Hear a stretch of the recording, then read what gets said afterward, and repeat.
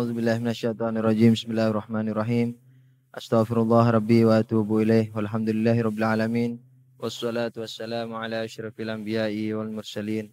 Habibina wa habibi rabbil alamin. Abil Qasimi Muhammad wa ala alihi at-tayyibin at-tahirin wa ala alihi at-tayyibin al-muntajabin at-tahirin al-ma'sumin. Ya Allah, ya Tuhan kami, hujankanlah ke dada kami limpahan rahmat dan maghfirah-Mu, sehingga dada yang telah gersang karena dosa-dosa ini menjadi subur kembali dan mampu menerima benih-benih syariat-Mu, dan jadikanlah kami orang yang mampu memeliharanya sampai akhir hayat nanti, dan berkatilah pengajian kami ini. Amin ya rabbal alamin. Amma ba'du. Assalamualaikum warahmatullahi wabarakatuh.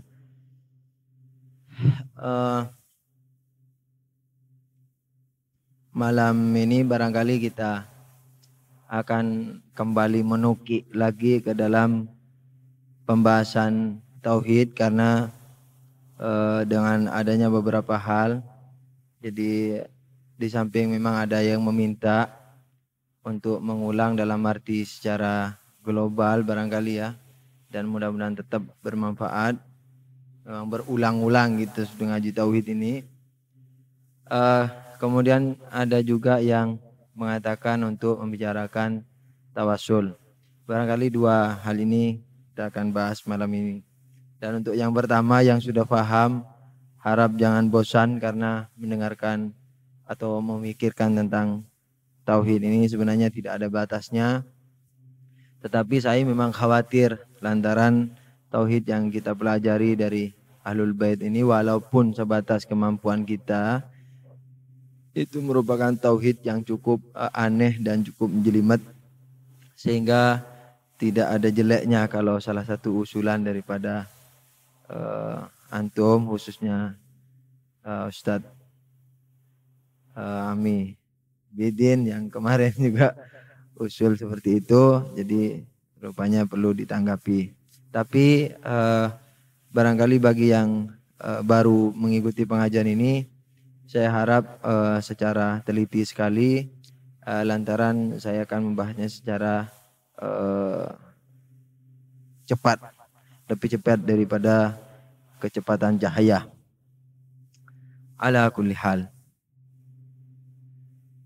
Sebagaimana maklum bahwa ma'rifatullah ini sebenarnya merupakan kunci daripada segala hal yang bisa kunci daripada segala bentuk keberhasilan yang dapat dicapai oleh insan, dan keberhasilan di sini tentunya yang bersifat ukhrawi.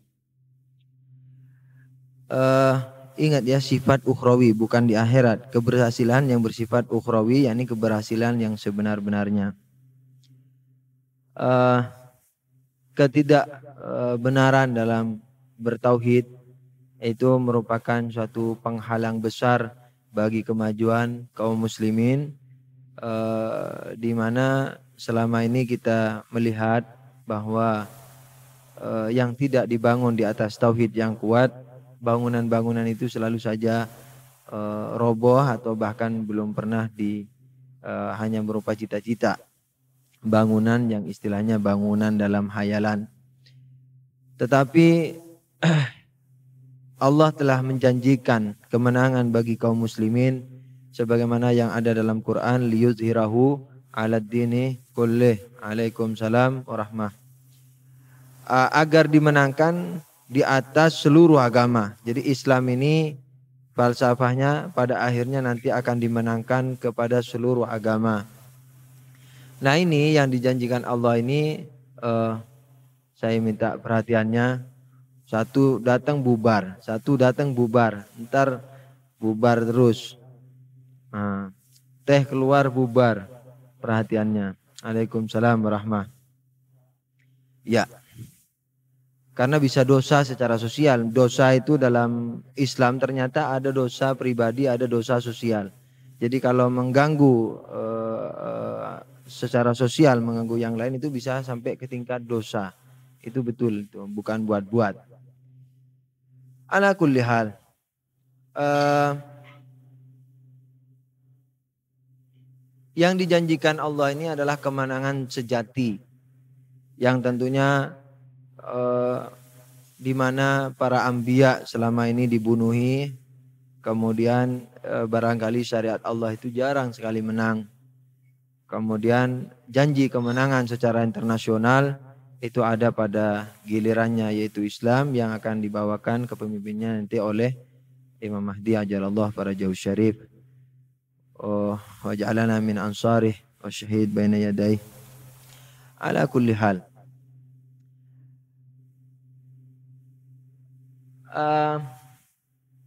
Sebagaimana maklum bahwa dalam Syiah ya, tauhid sejati itu adalah yang tidak ditopang dengan Quran dan tidak ditopang dengan hadis dan tidak ditopang dengan perkataan ulama, melainkan ditopang dengan akal sekalipun sederhana. Jadi tauhid sejati itu masih bertingkat-tingkat lagi.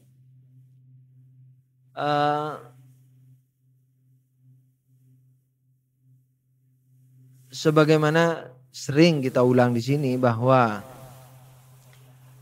berdalil tentang keimanan kepada Tuhan memakai Al-Quran itu merupakan suatu hal yang tidak logis dan daur, kalau dalam bahasa istilah Arabnya itu berputar. Kenapa kamu makan? Karena saya lapar. Kenapa kamu lapar? Karena saya makan. Seperti itu. Jadi puter aja. Kenapa begitu? Lantaran Al-Quran itu merupakan firman Tuhan. Al-Quran merupakan firman Tuhan. Sedangkan firman Tuhan ini merupakan wujud berikutan. Yakni Tuhan ada lebih dahulu, baru ada firman-Nya. Jadi kalau orang belum mengenal Tuhan atau ingin memperdalam ketuhanannya, sebab beriman dengan Allah, beriman kepada Allah dengan Quran itu bukan tidak diterima. Diterima, cuman belum nyampe ke tingkatan iman sejati. Jadi bagi yang belum kenal Allah atau yang belum kepada tingkatan sejati, ingin menjadi sejati, harus ditopang dengan dalil-dalil akal. Di antaranya ini sebabnya. Titik 2. Pertama adalah tadi itu, mengimani Tuhan dengan Al-Quran merupakan dalil yang berputar. Lantaran Tuhan itu merupakan keberadaan yang lebih awal ketimbang firman-Nya. Jadi kalau orang yang belum mengenal Tuhan atau ingin menyempurnakan keimanannya kepada Tuhan memakai Al-Quran, ya kan, berarti dia ini harus mempercayai sepenuhnya Al-Quran. Nah, orang yang belum kenal kepada Allah atau yang kenal dengan cara dogmatis, seperti barangkali kebanyakan kita orang dahulu ya. Jadi kalau orang tua kita Kristen, mungkin kita Kristen. Tapi karena orang tua kita Muslim, ya alhamdulillah jadi Muslim. Nah, ini kenalnya seperti ini kenal ja'li, kenal yang dibuat, yang dipasang. Nah, dengan Al-Quran juga demikian, merupakan pengenalan kepada Tuhan yang dipasang. Nah, kenapa? Karena orang kalau ingin percaya Tuhan kemudian dengan Al-Quran, berarti dia harus percaya kepada Al-Quran terlebih dahulu.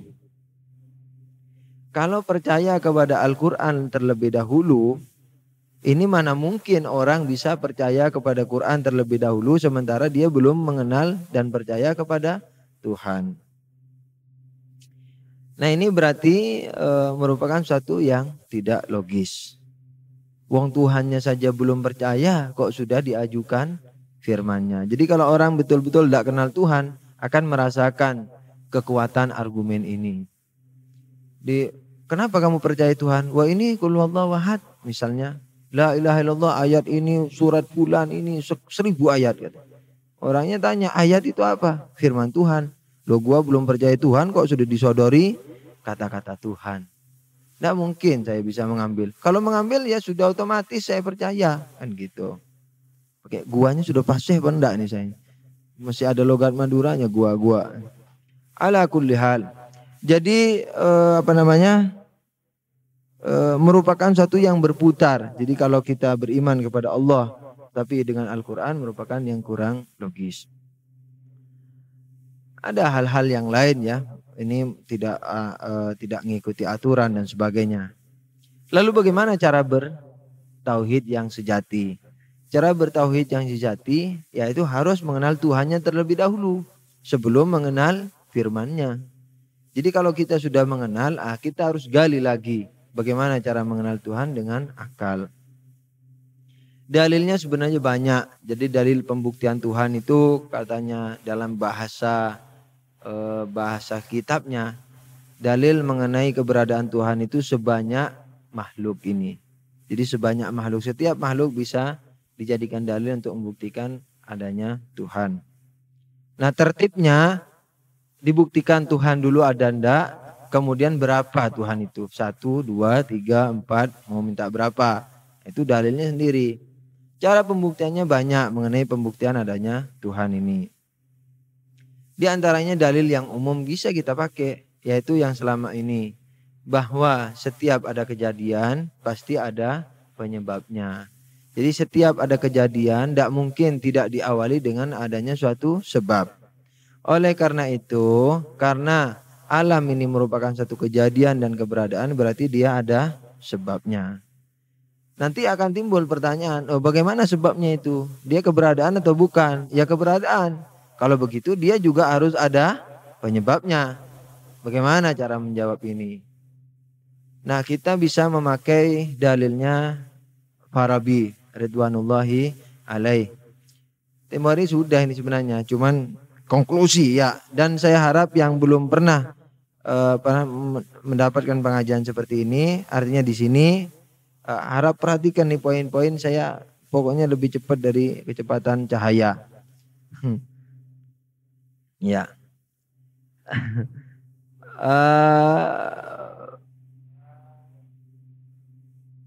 Dikatakan begini, kita ini melihat dalam alam ini adanya rentetan atau silsilah sebab akibat, ya kan? Kita barangkali dari darah, dari daging itu dari darah dari mani dari hormon dari daging kambing, barangkali kambingnya dari rumputnya dari tanahnya dulu tak tahu pernah bangkai tikus yang di situ yang dimakan rumput, bangkai tikusnya dulu tikusnya dari apa dan seterusnya. Allah barangkali kita orang dari itu dulu pupuk kandang. Jadi makan jadi berasnya sebagian barangkali jadi mani, kemudian jadi kita dari pupuk kandang dulu. Ala kulli hal. Makanya jangan jahnuh katanya. Hidup ini jangan jahnuh. Katanya Imam Ali rahimallah man arafa min aina wa fi aina wa ila aina.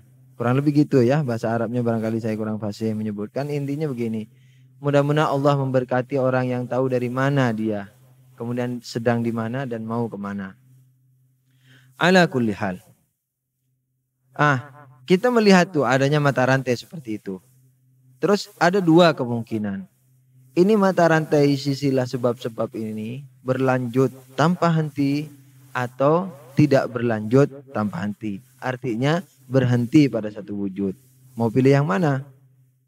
Nah, kaidah tadi di mana kita katakan bahwa setiap wujud harus ada sebabnya. Nanti kan kita ditanya, kalau begitu Tuhan ini wujud, kalau begitu harus ada sebabnya. Nah, sebabnya itu juga wujud, berarti harus ada sebabnya. Dan seterusnya. Nah kita ini ada dua itu. Terus begitu atau kita katakan berhenti di Tuhan. Mau pilih yang mana? Nah kita tentunya pilih yang berhenti. Cuman bagaimana cara menjawabnya? Ini tol semua ini.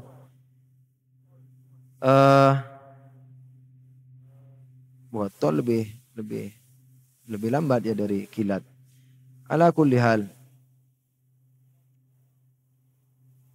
Kalau ini terus tanpa henti, A dari B, B dari C, terus begitu tanpa henti. Berarti pada hakikatnya semua yang ada ini dulunya tidak ada. Dan keberadaan mereka hasil diberi. Dan yang memberi juga diberi oleh yang sebelumnya. Yang sebelumnya juga diberi. Begitu seterusnya. Kalau demikian, kalau tidak ada hentinya berarti semuanya ini hakikatnya diberi. Nggak ada yang memberi secara asli. Semuanya diberi. Nah, kalau semuanya diberi, berarti dirinya dulu tidak punya wujud. Nah, kalau tidak punya wujud, dari mana wujud bisa didapat? Nah, sementara kita wujud kok. Kita ini ada. Kok bisa ada? Padahal kalau kamu minta tadi ini sebab-sebab Tuhan masih bersebab, sebabnya masih bersebab, terus begitu, tidak ada henti, berarti semuanya tadi diberi. Nah, kalau semuanya diberi berarti pada hakikatnya mereka nggak punya. Lalu terus dari mana didapat wujud itu? Nah, dengan demikian maka sebab-sebab ini haruslah berhenti pada suatu wujud yang dia tidak diberi. Diberi.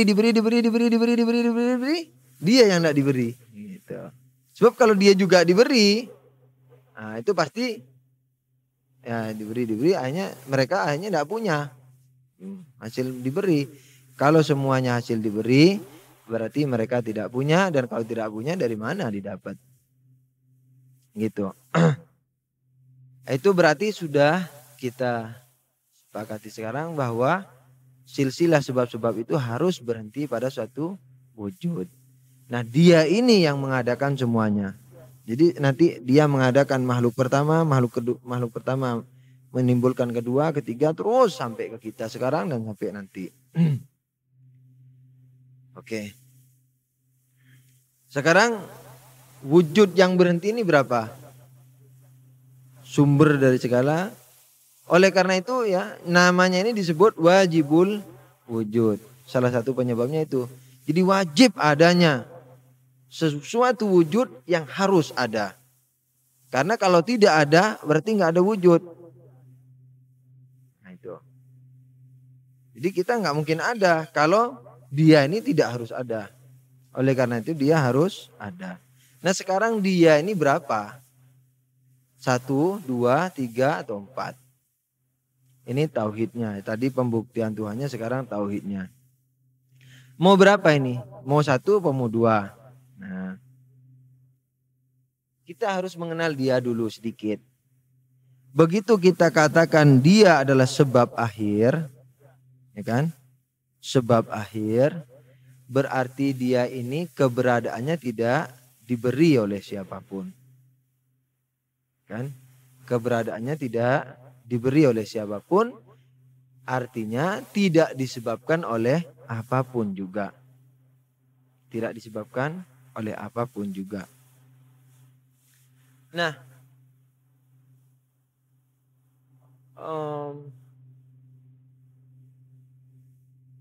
dia karena tidak disebabkan oleh siapapun juga, ya kan? Dia ini karena tidak disebabkan oleh apapun juga, berarti dia ini disebut sebagai hakikat ada. Banyak sih dalilnya, ini salah satunya yang kilat. Tauhid kilat. Jadi dia ini hakikat ada. Misalnya kalau ditanya ada itu ada enggak? Ada. Ada itu ada.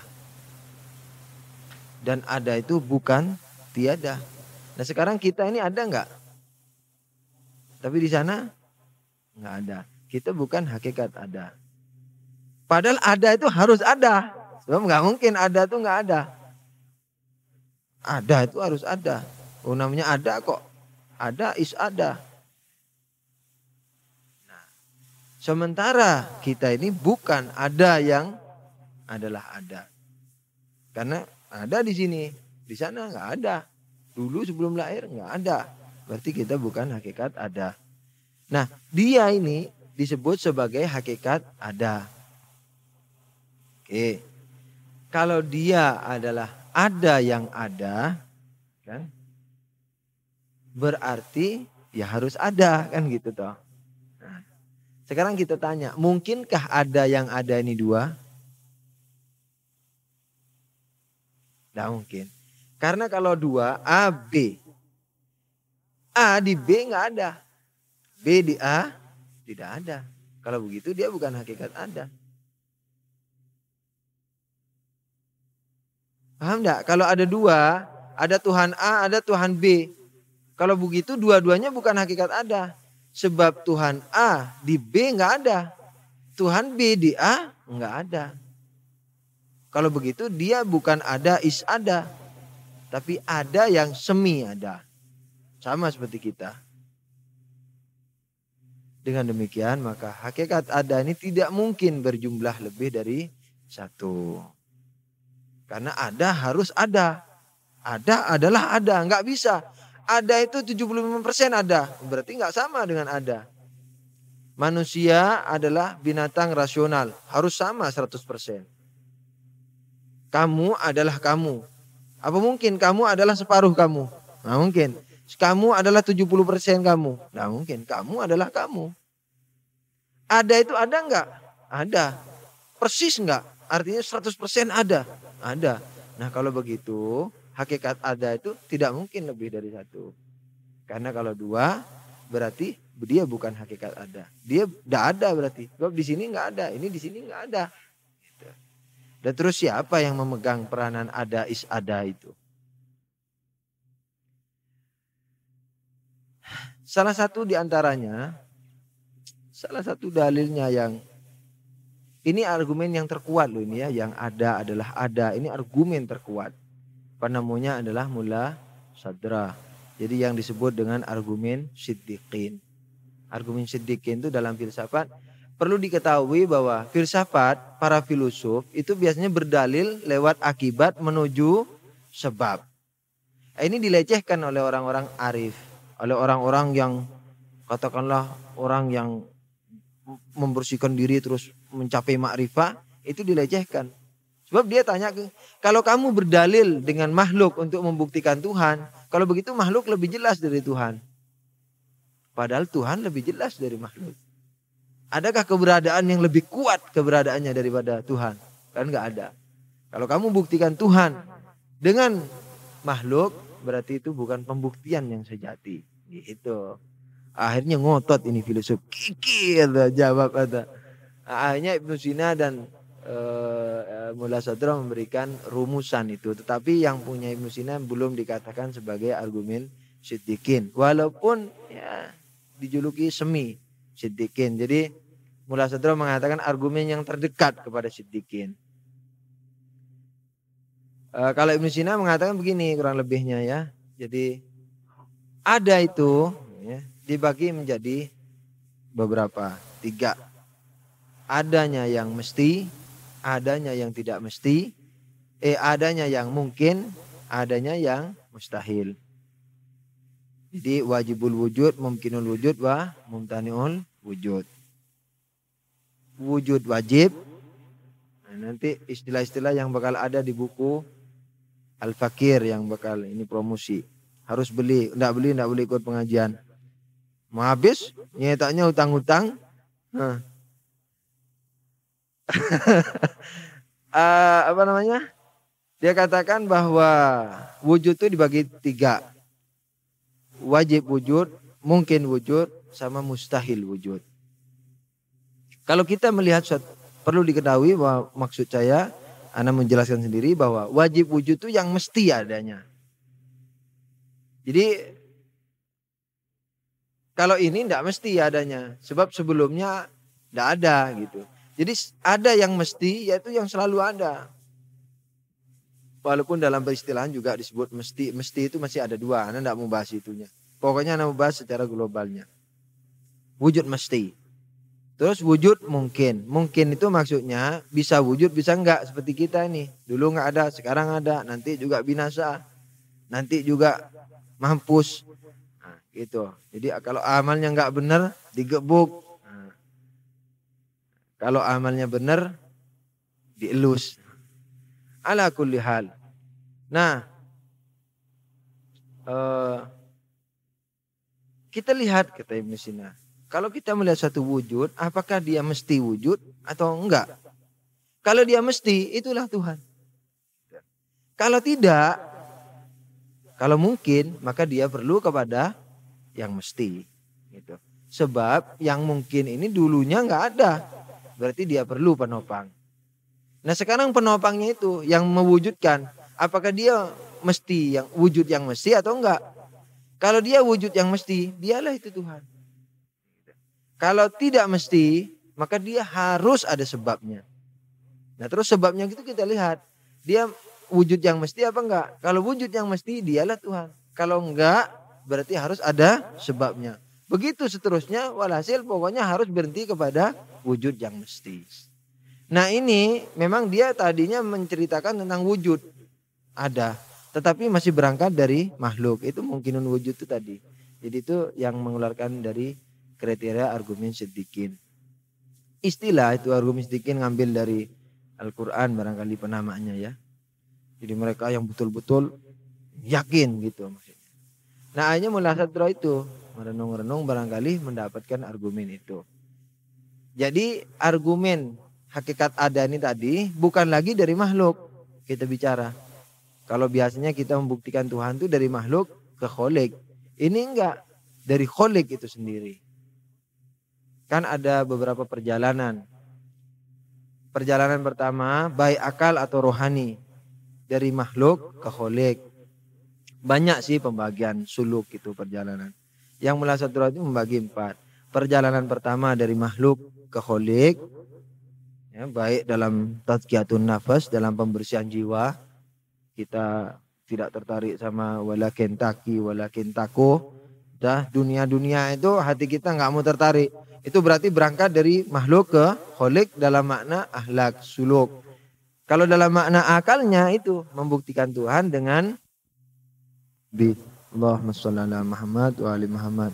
Ya, perjalanan pertama dari makhluk ke kholik apakah berupa suluk yaitu pembersihan jiwa tidak terikat dengan dunia atau perjalanan akal yaitu membuktikan Tuhan dari makhluk dengan makhluk maksudnya. Perjalanan kedua dari kholik ke kholik. Jadi dari pencipta ke pencipta. Kalau yang pertama dari makhluk ke pencipta, sekarang dari pencipta ke pencipta. Nah, istilah filsafatnya dari pencipta ke pencipta itu tadi. Yakni membuktikan pencipta dengan pencipta. Tidak dengan makhluk.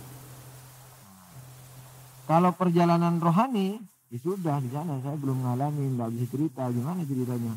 Di sana sudah. Jadi dia sudah nggak terikat lagi sama dunia, dia perjalanannya sudah di sana.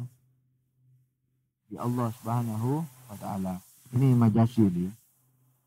Bukan di maksudnya tempat. Ala kuliah, tapi kalau filsafatnya itu tadi membuktikan Tuhan dengan Tuhan. Kalau membuktikan Tuhan dengan makhluk itu tadi yang dilecehkan oleh para murafa, kemudian dikatakan apakah pagi itu perlu obor? Apakah pagi itu perlu lampu? Gitu maksudnya. Jadi apakah Tuhan itu perlu diterangkan lagi? Apakah ada yang kamu jadikan dalil? Jadi apa-apa dari akibat-akibatnya yang kamu jadikan bukti. Wah hebat ya, mata ini kalau dokter kan gitu. Wah hebat struktur mata ini, luar biasa. Hebat luar biasa Allah. Oh kalau begitu kamu mengenal Allah dari hal yang kecil. Apakah dia lebih jelas dari Allah? Gitu kata mereka. Bukankah Allah itu lebih jelas dari segala-galanya dan dia merupakan keberadaan yang paling kuat. Hanya itu Mulasatro terus menemukan konsep itu hakikatul wujud. Ada adalah ada nggak mungkin tiada, dan itu adalah ada, harus ada itu. Nah, dengan demikian maka ada yang seperti ini ya tidak terbatas, nggak mungkin lebih dari 2 dan harus ada. Jadi Tuhan istilahnya kalau diterjemahkan Tuhan adalah Tuhan dan Tuhan harus Tuhan, istilahnya gitu. Harus ada, nggak bisa enggak. Nah kita ternyata bukan ada yang hakiki. Kalau sementara ada harus ada. Kalau enggak ngapain kita bikin ada dulu? Kalimat ada, kata ada. Kalau begitu ada itu adalah ada. Dan itulah Tuhan. Gitu. Ala kulli hal. Dan perjalanan kedua dari kholik ke makhluk. Dari kholik ke makhluk. Kalau perjalanan bersama kholik. Jadi dari pencipta ke yang dicipta bersama penciptanya. Jadi kalau istilahnya orang-orang akhlak barangkali atau irfan, ya saya tidak bisa menjelaskan, raba-raba saja, yaitu mereka sudah mulai melihat alam lagi, tapi dalam bentuk kedua, yaitu barangkali yang ada di hadis qudsi yang mengatakan, wahai hambaku, kata Allah, sembahlah aku semata. Kalau demikian niscaya aku akan menjadi matamu yang buat kamu melihat, aku akan jadi telingamu yang buat kamu dengar, aku akan jadi kakimu yang buat kamu berjalan. Nah itu barangkali di situ. Jadi dia sudah menatap dunia ini dengan mata Tuhan, dengan telinga Tuhan, dengan tangan Tuhan dan kaki Tuhan. Gitu. Hakikatnya wallahu a'lam. Cuman sekedar kabar. Ingin tahu? Silahkan coba. Resepnya amalkan fikih. Enggak, jangan menghayal. Nah, kalau ada orang anti fikih, jangan menghayal yang itu. Selamat dari gebukan neraka, udah untung. Kalau enggak anti fikih masih ada harapan. Ala kulli hal. Sebab ada orang cinta sama imam, begitu disodorkan fatwanya Imam Humaini ketawa, ngelecehin.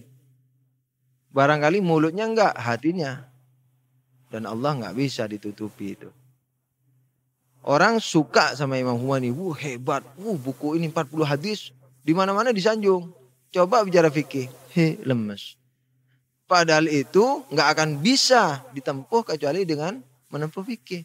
Kita nggak bisa akan mengetahui kehalusan perasaan riya, halusnya perasaan syirik, nggak bisa.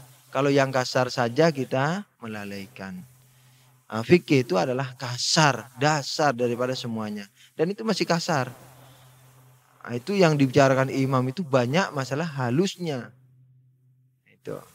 Jadi minimal kalaupun belum mengamalkan sepenuhnya, jangan antipati dulu. Nanti tidak diberkahi sama Ahlul Bait, tidak disyafaati sama Nabi, sebab anti sama mereka. Katanya Imam Shadiq, barang siapa menolak mujtahid berarti menolak kami.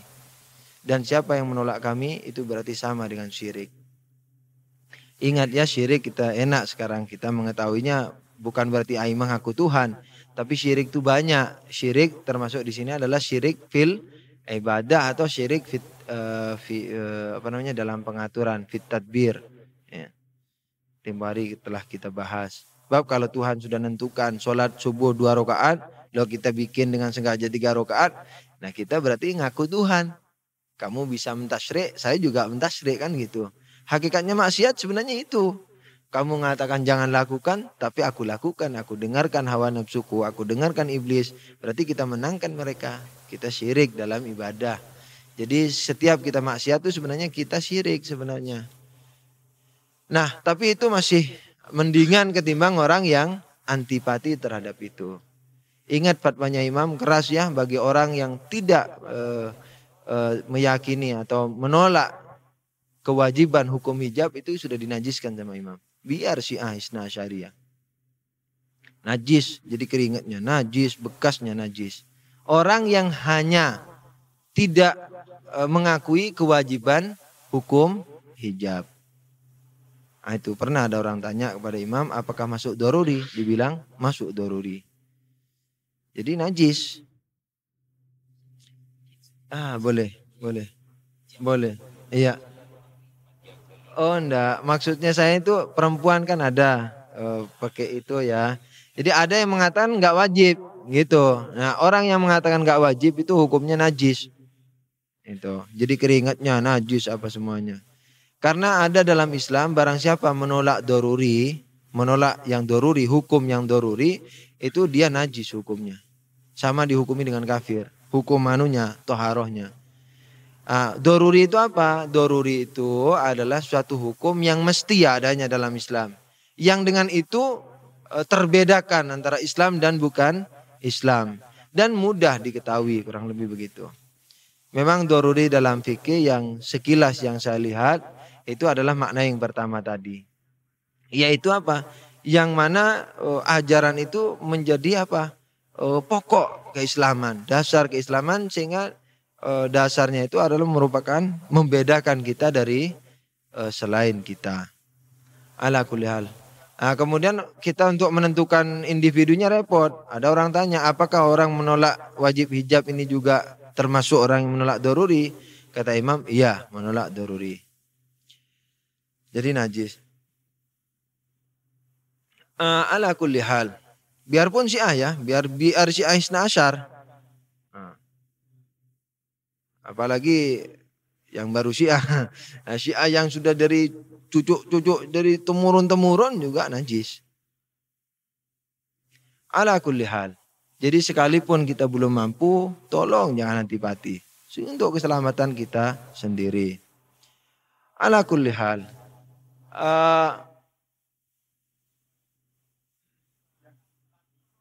Bukan. Jadi menolak.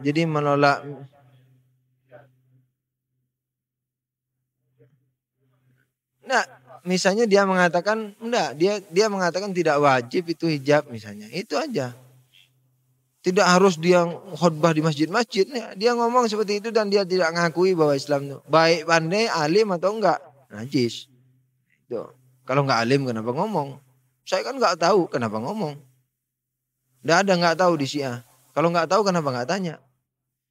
Kan ada kalau dulu di waktu ana masih di Sunni, kalau sholat salah, oh beres, oh enggak tahu kok. Di Syiah enggak bisa, qadha. Ulang lagi kalau salah. Loh kenapa sampai enggak tahu? Mana enggak tahu loh, kenapa enggak tahu? Apa enggak ada orang yang bisa ditanya? Kalau enggak ada, itu baru dilihat rukunnya masuk enggak. Kalau rukunnya masuk, baru nih maaf. Kalau enggak ada yang tempat ditanya, waktu adzan zuhur dia nggak langsung sholat. Begitu ada masuk Syiah, nggak boleh langsung sholat. Dia harus tanya dulu siapa yang punya teman yang bisa ngajar dia sholat. Kalau cari sampai mau dekati maghrib belum ada, baru boleh sholat. Sebisanya. Itu pun kalau rukun 5-nya masuk. Kalau 5 rukunnya nggak masuk, ulang lagi. Gitu. Ala kulli hal. Keras ya, memang keras kok. Ini belum apa-apa. Nanti di akhirat lebih keras lagi. Sebab Islam diturunkan bukan untuk dikagumi. Tetapi untuk diamalkan. Itu hukum Islam. Jadi Islam itu 2 pokoknya. Akidah sama fikih. Udah itu. Akhlak itu artinya tambahan. Dalam arti itu bagi yang mampu. Minimalnya itu 2. Dan itu pun diperkecil lagi haram sama wajib. Sebagaimana yang tadi disampaikan oleh Ustaz Syamsuri. Ala kulli hal kembali kepada masalah.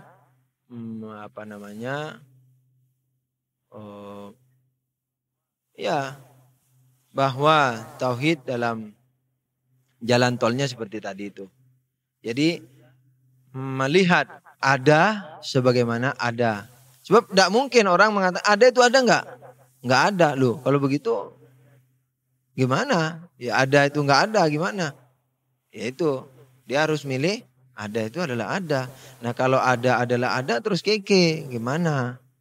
Ada adalah ada ini 100% ada atau enggak? Kalau tidak 100% ya bukan hakikat ada. Bukan ada maksudnya. Ala kulli hal itu sekilas mengenai tauhid. Sekarang loncat lagi kepada tawassul. Ringkas saja ya. Nah, banyak orang mengatakan kenapa tawassul itu sangat dianjurkan. Sampai-sampai barangkali sangat sekali dianjurkan. Bahkan kasarnya itu yang tidak salawat itu sepertinya sulit dikabul. Sepertinya seperti itu. Salawat dalam bentuk itu salah satu dalam bentuk tawassul ya. Kenapa begitu?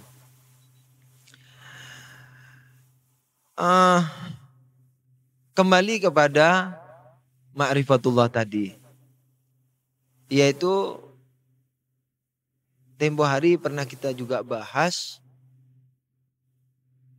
Apakah Tuhan memerintahkan kita sholat itu Tuhan perlu kepada sholat kita? Kalau tidak terus kenapa kok disuruh sholat sama dia? Gitu toh. Suruh nyembah, suruh banyak zikir. Apakah dia ingin disanjung-sanjung? Apakah itu dia perlukan? Kalau tidak diperlukan, terus kenapa kita disuruh zikir? Diberi pahala kalau kita ingat dia. Diberi pahala kalau kita sembah dia. Diadab neraka kalau kita nggak nyembah dia. Salah satu daripada tinjauan filosofinya, ya bahasa kerennya aja filosofi. Padahal mungkin tidak filosofi. Ala kulli hal. Kita bahas semampunya. Harap teliti ya. Ada sebagai hakikat ada, ya kan? Tentu nggak punya kekurangan. Sebab kalau punya kekurangan bukan hakikat ada. Dia ada, hakikat ada, tapi bodoh. Nah, berarti bukan hakikat ada. Ilmunya nggak ada, berarti ada istilah nggak ada pada dirinya. Kalau begitu, ada adalah ada itu harus sempurna. Nggak boleh punya kekurangan seujung rambut pun. Sebab ada istilah nggak ada nantinya. Jadi nggak 100% ada. Nah, kalau begitu, ada adalah ada itu harus sempurna. Oke. Sekarang penciptaan manusia. Salah satu tujuan filosofinya penciptaan manusia ini adalah untuk dinaikkan kepada suatu tingkatan atau untuk dicapaikan kepada suatu tingkatan, katakanlah tingkatan tertinggi, tingkatan kesempurnaan. Apalagi tingkatan kesempurnaan di sini adalah tingkatan tertinggi, bahkan melebihi tingginya derajat malaikat. Oleh karena itu sampai disuruh sujud malaikatnya, kan begitu. Nah, kenapa begitu? Terus bagaimana cara merealisir tujuan tadi? Ini sebenarnya perlu mukadimah banyak, tapi sedikit saya kasih tambahan dulu sudah ini. Bahwa Tuhan dalam mencipta khususnya manusia ini punya tujuan enggak? Dua jawaban, punya atau enggak? Kalau punya berarti Allah butuh, kan gitu. Kalau enggak punya tujuan berarti Allah linglung, kan gitu. Enggak punya tujuan, kita bikin kopi, kita buang lagi, kita bikin kopi buat apa? Enggak tahu.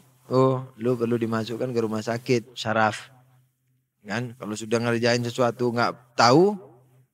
Nah sekarang Tuhan, kalau nggak punya tujuan, begitu apa ada rumah sakit untuk Tuhan? Nggak ada. Dengan demikian maka Tuhan pasti punya tujuan. Tapi ada pertanyaan iskal. Kalau begitu Tuhan membutuhkan dong, bukan hakikat ada. Enggak, tujuannya baik dan tapi tidak kembali kepada Tuhan. Karena Tuhan adalah hakikat ada. Kembali kepada makhluk. Nah kalau begitu baik enggak? Ternyata harus baik. Kalau enggak baik, hakikat ada enggak mungkin mengeluarkan efek yang tidak baik. Pasti baik. Nah bagaimana cara menciptakan manusia ini atau menggiring manusia kepada baik itu? Nah sekarang ada adalah ada itu harus lengkap kan gitu toh. Tidak boleh kekurangan satu apapun. Termasuk diantaranya adalah kebaikan. Segala kesempurnaan. Yang dinamakan baik, sempurna itu adalah dia. Dan dengan demikian karena dia adalah sumber. Karena dia adalah sempurna yang tidak ada kekurangannya sedikit pun. Yang merupakan sumber dari seluruh kebaikan dan kesempurnaan selain dirinya. Maka semakin dekat kepada dirinya akan semakin tinggi kesempurnaannya. Jadi yang semakin dekat sama Tuhan, dia sendiri yang semakin tinggi derajat kesempurnaannya. Karena Tuhan itu adalah sumber kesempurnaan. Jadi karena Tuhan sumber kesempurnaan, berarti barang siapa yang lebih dekat kepada dia, dia akan semakin tinggi kesempurnaannya. Bagaimana cara mendekatkan diri kepada dia? Nah dia yang lebih tahu, dia tahu jalannya. Maka diwajibkanlah kita sujud kepadanya. Disunnahkan secara akid, zikir kepadanya. Disuruh puasa untuknya. Nah itu. Karena dengan itu berarti kamu dekat kepadaku. Kalau dekat kepadaku, kamu berbuat baik untuk dirimu, bukan untukku. In ahsantum li anfusikum. Wa in asatum falaha. Kalau kamu berbuat baik, kata Tuhan di Quran, kamu berbuat baik untuk dirimu. Jadi kalau kamu dekat kepadaku, aku nggak butuh sama pengabdianmu. Tapi pengabdianmu itu membuat kamu dekat kepadaku. Dan semakin dekat kepadaku, kau semakin dekat kepada sumber kesempurnaan. Karena aku sumber kesempurnaan. Dengan demikian falsafah sholat, puasa dan sebagainya bukan diperlukan Tuhan. Diperlukan oleh kita sendiri untuk mendekatkan kita kepada Dia, dan karena kalau dekat kepada Dia kesempurnaan kita akan semakin tinggi. Nah, oke. Sekarang kita sudah tahu mau ke Dia dan Dia itu merupakan satu sumber kesempurnaan. Nah, terus kita mau jalan di sana masjid, kita mau jalan di sana. Ternyata masjid itu ada juru kuncinya. Jadi orang yang paling dekat dengan masjid itu kita bilang juru kunci, kan gitu toh. Loh, masjidnya masih ditutup, ketok-ketok dulu, Pak buka dong pintunya sama guru kuncinya gitu. Nah sekarang ketika sudah tahu bahwa Tuhan itu sumber dari segala kesempurnaan dan kita harus mendekatkan diri kepada Dia, ternyata ada orang atau figur-figur yang dekat dengan Dia, yang tidak bisa dikejar oleh malaikat sekalipun.